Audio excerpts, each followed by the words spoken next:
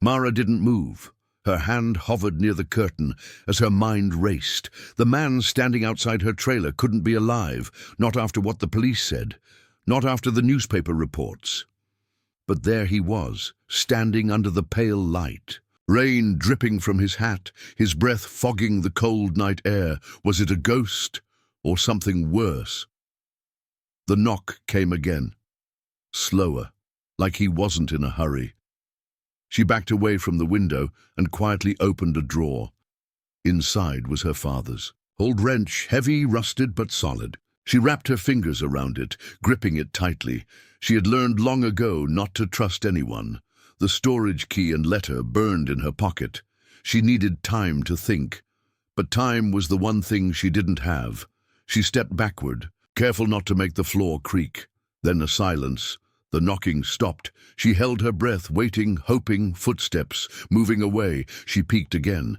The man was walking down the road, slow, disappearing into the fog. He hadn't left anything. No note, no sign. But he had seen her, that much she knew.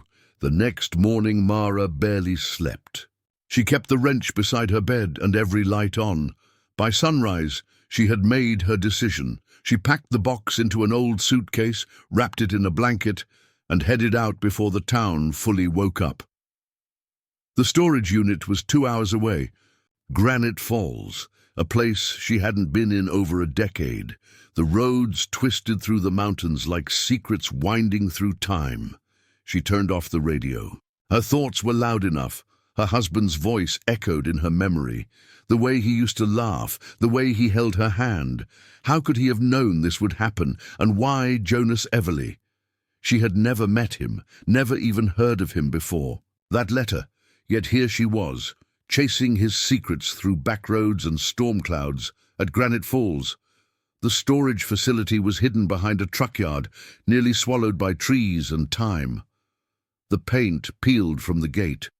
The manager's office was locked, but her key worked. Unit 47 sat near the back. Mara hesitated before unlocking it. She glanced around. Empty lot, no movement. She turned the key. The metal creaked as the door rolled up. Darkness.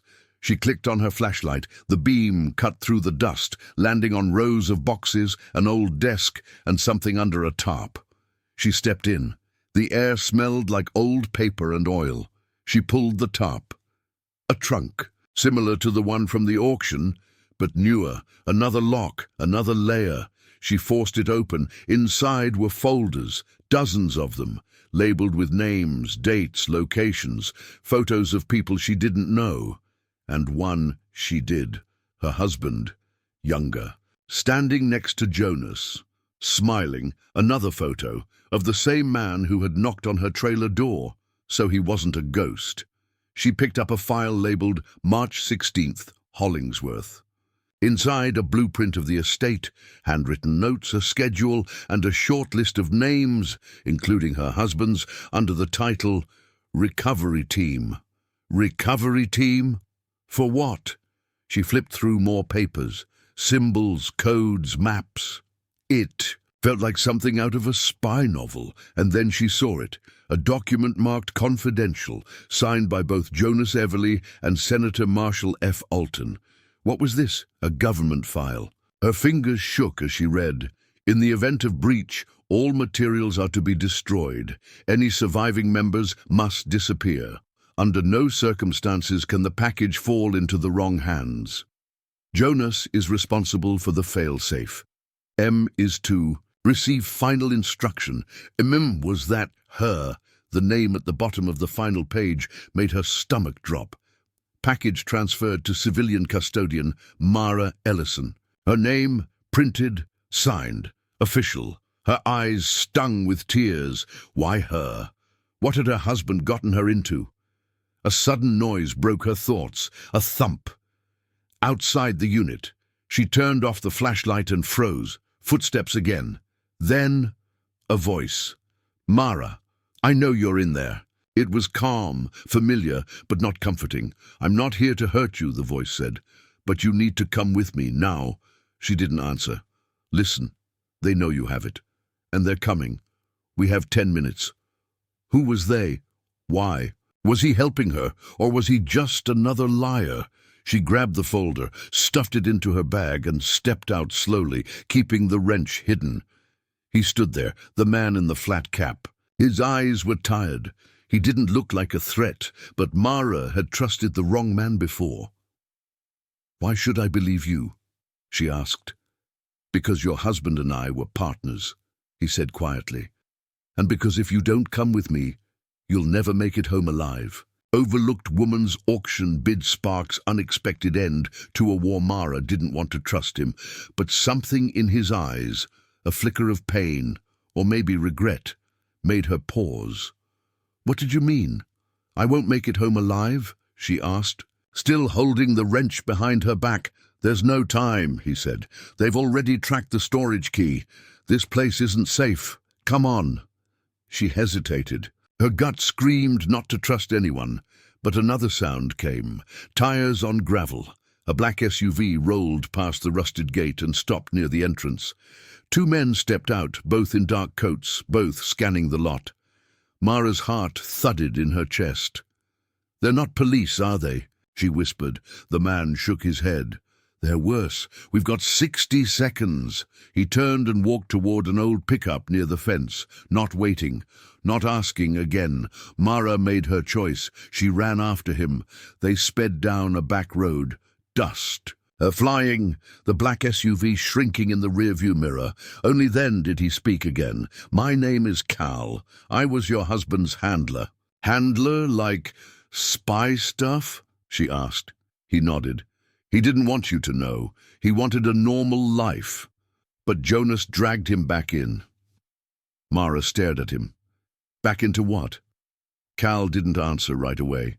He kept his eyes on the road. The program was called Echo Vault. Jonas and your husband were part of a covert team that intercepted rogue tech before it could hit global markets. "Intercepted?" she repeated. "You mean stole?" "Recovered," Cal said. "For national interest, before the highest bidder got to it. And now, you think someone's after that?" she asked. "No," Cal said grimly. "They're after you, because they think you have it." Mara went cold. "I don't even know what it is." "Exactly," he replied. "That's why they won't risk letting you live." They drove for hours, through twisting roads and broken towns. Finally, they pulled up at an abandoned church, half buried in ivy and silence. "This used to be one of our dead zones," Cal said, checking the surroundings. No signals, no surveillance." Inside, the air was thick with dust. Cal lit a lantern and pulled a tarp from the floor, revealing crates and maps. Mara sat, her legs trembling. "Tell me everything," she said. Cal nodded. "Years ago," Jonas stumbled, "upon something during a mission in eastern Ukraine, a flash drive. At first it seemed worthless, but buried deep inside were coordinates and schematics for something not from here." Mara frowned. "What do you mean?" "I mean, alien," Cal said. She laughed, but he didn't smile. "It wasn't a ship or creature. It was data, technology, designs for devices that could rewrite modern warfare, weapons that didn't use bullets. They used frequency, vibration, energy manipulation. It was decades ahead of us." "And you were trying to stop it from being used?" she asked. "We were trying to make sure it ended up in the right hands," he said. "But there are no right hands. That's what your husband figured out." "Too late." Mara leaned forward. "So what happened?" Jonas knew someone in the agency was leaking, someone high up. So he scattered pieces of the data, sent parts to old agents, hidden files, codes, keys. Your husband volunteered to take the last piece, the most critical one. "And that's what the letter meant? The package?" Mara asked. Cal nodded. "Yes, it was never a thing. It was always you. He embedded the data in something you own, something only you would protect without knowing." Mara's mind reeled. "But I don't have anything like that." "Think," Cal urged. "Something he gave you, something from the past." She closed her eyes. Images swirled. Her wedding, The anniversary gift. The day he left for his work trip and never came back. And then her necklace. He had given it to her years ago. A plain gold pendant. She never took it off. Her hands flew to her chest. It was gone. She gasped. No, I left it in the trailer. Last night. I took it off for the first time in years. Cal went pale. Then they already have it. Suddenly, a voice echoed through the church. Step away from the woman. 2 red dots appeared on Cal's chest. Snipers. Mara screamed as a group of men stormed in from the side door. Dressed in tactical black, masked and silent, they grabbed her. Cal lunged, but a rifle butt knocked him down. Stop! Don't hurt him, Mara cried, but they didn't listen. A man stepped forward, his mask pulled back. He was older, sharp, eyes, neatly trimmed beard. I believe you have something that belongs to me, he said. I don't, she yelled. I don't know anything. Oh, but you do, he smiled. You were the decoy, the one no one would suspect. Jonas and your husband were clever, but not clever enough. He leaned close. We have your necklace, but we need the key. What key? The one hidden in his wedding ring. Mara blinked. What? You wore it around your neck. After the funeral, the man said. We saw the photos. Now, where is it? Mara's heart sank. She did have the ring. It was in the old music box under her bed. At the trailer, she said nothing. The man nodded to his team. Take her. We'll extract the truth the old-fashioned way. Mara's world spun. As they shoved her into a black van, her eyes locked with Cal's. Still unconscious on the floor, blood trickling from his head, the door slammed shut, and everything went dark. The hidden key. Mara couldn't tell how long she was in the van. There were no windows, only the rumble of tires on an old road. Her wrists were tied behind her back. Her head throbbed from the chaos. But one thing was clear. They wanted the ring. And the ring was in her trailer, hidden inside a dusty music box beneath her bed. She had to protect it. That ring wasn't just a symbol of love anymore. It was a lock holding back something dangerous, something that could destroy lives. The van stopped suddenly. The doors opened, and a man yanked her out. She squinted against the bright light. They had taken her to a remote cabin in the woods, probably far off any known road. She saw surveillance cameras and 2 armed guards by the door. They pushed her inside a dim room where the same older man from the church, the one with the trimmed beard, stood waiting. He offered her water. She refused. Stubborn, he said. Just like your husband. He sat down across from her. Let me make this simple, Mara. We have the necklace. The data inside is incomplete. Without the encryption key, the file is useless. And the key is in the ring. I don't know where it is, she lied. He smirked. We know it was last seen in your possession. We're scanning every inch of your trailer right now, but I don't like waiting. She didn't respond. He stood up and paced slowly. Do you know what this war really is? It's not about borders. It's not about who's right or wrong. It's about control. Whoever unlocks that tech controls the future. No more armies, no more drones, just frequency and force. You're insane, Mara whispered. He leaned close. And you're wasting time. Suddenly the door burst open. A guard ran in, panicked. Sir, there's a problem. What kind of problem? We've been breached. One of the cameras went out. There's movement in the woods. The man's eyes narrowed. Get her downstairs, now. They dragged Mara into a basement cell. No windows. Only a single flickering light bulb and a locked steel door. She sat on the floor, heart pounding. Someone was out there. She prayed it was Cal. Meanwhile, Cal's head still throbbed from the blow at the church. But he had woken up alone and bleeding and furious. He'd managed to find a tracker on the van before passing out. And now, hours later, he was in the woods outside the enemy's hideout, watching the perimeter through night vision goggles. He saw movement. Men with weapons, tense and alert. He crept around the side, silent and steady. His plan was risky. Get in, extract Mara and destroy the device. But he owed her husband that much, and he owed Mara the truth. Back in the basement, Mara noticed something odd. The wall behind her wasn't fully sealed. There was a small vent, large enough for a hand. She crawled over and looked through. Darkness, but then a sound. A whisper. Mara. Her breath caught. "Cal. I'm here. Keep quiet. Cutting through." She backed away as a thin blade slid between the vent's edges. Sparks flew. After several minutes, the metal popped loose. Cal's face appeared, dirty and tense. "Can you walk?" he asked. She nodded. He pulled her through the narrow opening. Together, they moved up a small service tunnel and emerged into a hallway. They ran, but alarms blared overhead. "They know," Cal said. Footsteps echoed. They ducked into a utility room as men stormed past. Cal handed her a small pistol.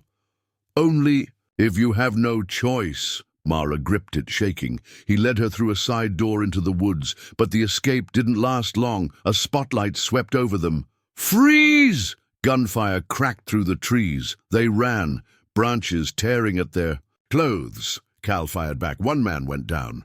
Mara stumbled, but Cal pulled her forward. They dove into a ravine and crawled under a fallen tree, holding their breath. Silence. They stayed hidden for hours until the voices faded. When it was safe, they climbed out. "Where's the ring?" Cal asked. "At my trailer," Mara whispered. "We have to get it." By morning, they reached a gas station miles away. Cal called someone from a burner phone. "We need an extraction," he said, "and a burn protocol." The voice on the other end didn't argue. Within hours, they had a car and fake IDs. Mara didn't ask where they came from. She just needed to get home. They arrived at her trailer just before dusk. The place had been trashed. Drawers pulled open, couch cushions slashed. Mara ran to her bedroom. The music box was gone. She fell to her knees. "No, they took it." Cal searched the rest of the place. Then something caught his eye. Behind the mirror, taped to the wall, was a note, written in familiar handwriting. It was from her husband. "Mara, if you're reading this, it means they found the necklace. But the real key isn't in the ring. It's inside a memory chip. I hid it in the one place no one would check, our son's old teddy bear. I know it hurts to hold on to it, but you always kept it. That's why I chose it. Trust Cal. Burn everything else." Mara's eyes filled with tears. The teddy bear. It had been in a box in the attic, a place she hadn't touched in years. She rushed up the steps and pulled out the box. There it was. Worn, stitched, forgotten. She cut open the seam. Inside was a thin black chip. Cal took it carefully and inserted it into a protected drive. Data scrolled across the screen. "Got it," he whispered. This is the full map." "What do we do now?" Mara asked. "We bury it forever," Cal said, "and destroy every copy. But before they could move, glass shattered downstairs. Voices shouted. "They found us," Cal said, grabbing the chip. He pushed Mara behind the bed and opened fire. Bullets tore through the walls. Mara screamed as Cal was hit in the shoulder. He fell back, groaning. She grabbed his gun and fired blindly. More men poured in. She slammed the bedroom door shut and locked it. Then she saw something on Cal's device, a self-destruct timer. 60 seconds. She understood. He was going to wipe the data, all of it, forever. She clutched the chip and held Cal's hand. "I won't leave you," she said. He shook his head. "You have to. Take the back window. Get out. Get far. I can't do it for your husband. For all of them." Mara kissed his forehead and ran to the window. Gunfire exploded behind her. She jumped, rolled, ran through the woods. Behind her, the trailer lit up in orange flames. The fire swallowed everything, including Cal. The last bid smoke curled into the dark sky behind her as Mara stumbled through the woods, clutching the tiny memory chip tight in her palm. Her legs were scraped. Her heart was burning. Cal was gone. Again, another person lost in a war she never meant to be part of. She didn't know where to go, but she knew what she had to do. She had to end this. Mara made her way to a nearby bus station and boarded the first bus headed west. She wore a cap pulled low, her clothes still smelling of smoke. She didn't speak. She barely blinked, but her mind was racing. The data on that chip, it was a blueprint for a new kind of power, something her husband had discovered by accident. Something that could shut down communication satellites, military drones, even entire power grids, using just frequency manipulation. Whoever controlled it would have the upper hand in every future war. That's why her husband had hidden it. That's why he'd died. And now Mara held the only working copy. By nightfall, she reached a safe house, an old friend of Cal's who owed him a favor. A woman named Tess, sharp, calm, quiet. She didn't ask questions. She just led Mara to a secure room, handed her water and a clean set of clothes, and left her alone. Mara sat at the desk, staring at the chip. Burn everything else. Her husband had written, but if she destroyed the chip, would they ever stop coming, or would they just keep hunting her forever? She had to be smart, precise. That night she connected the chip to a secured laptop and opened the file. It was a map, not just of tech specs, but of locations, underground labs, servers, contacts, everything tied to the project. Then she saw something that made her heart stop. There was a backup somewhere in Eastern Europe. They could still rebuild everything, even if she destroyed this chip, unless she beat them to it. By morning, Mara was on a plane under a new name, Claire Rogers. Destination Bucharest. She knew the world wouldn't understand why a widowed woman was flying alone to a cold, war-torn city with nothing but a flash drive and a purpose. But this wasn't about understanding. It was about finishing what her husband started.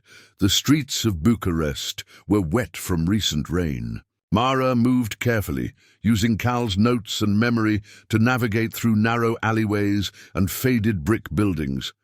She found the place, an old wine cellar beneath a closed-down restaurant. She waited until dusk, then broke in. The cellar was massive, colder than she expected, and silent except for the drip of water echoing in the dark. She moved slowly, flashlight in hand, until she found a steel door marked with faded numbers, 47 Delta. She held her breath and turned the knob. Inside were shelves of hard drives, wires, boxes, tech from another world.